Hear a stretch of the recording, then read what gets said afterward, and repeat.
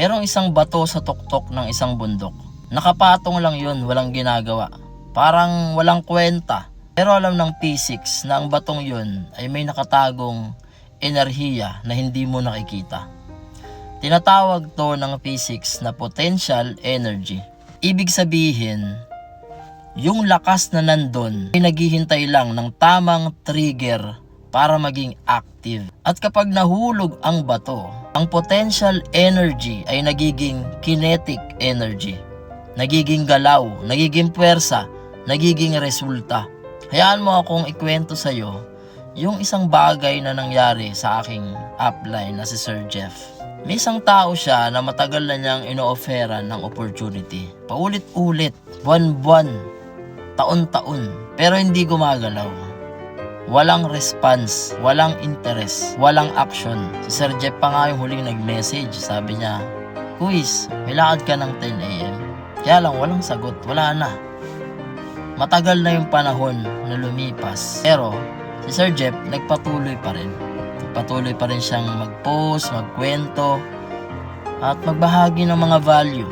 Kahit wala siyang idea kung kailan o kung magre-response pa ba yung taong yun. 3 taon matapos yung last message niya, may message na lumabas sa inbox ni Sir Jeff. At ang sabi dun, "Musta Jeff?" Siya yun. Yung taong 3 taon nang hindi gumagalaw. At hindi lang yun basta kumusta, nagtanong pa, may nakuha ka na bang distributor sa La Union? Meaning 3 taon na potential energy. Tapos naging kinetic energy sa isang mensahe lang. Actually, hindi naman alam ni Sir Jeff kung ano yung nangyayari sa buhay ng taong yon sa loob ng 3 taon. Siguro baka may nagkasakit sa kanila, o baka may napanood siyang video, o baka may naranasan siyang nagpabago ng kanyang pag-iisip. Pero alam ni Sir Jeff yung isang bagay. Kapag dumating yung trigger ng taong yon, nandun siya. Nandun yung kanyang content, nandun yung kanyang kwento, nandun yung kanyang mga mensahe. At nang mag-message yung tao na yon, nandun pa rin si Sir Jeff. Yun ang potential energy sa totoong buhay. Kaya ito yung leksyon na natutunan ko.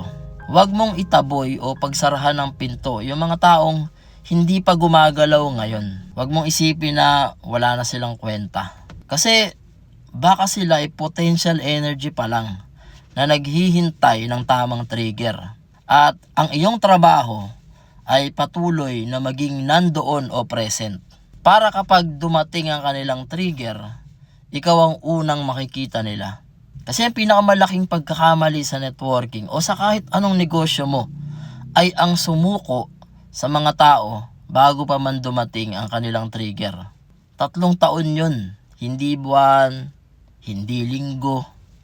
3 taon. Pero dumating pa rin.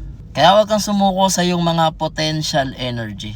Kasi hindi mo alam kung kailan darating ang kanilang trigger. Pero ito yung sigurado. Kapag dumating ba yun, nandun ka ba?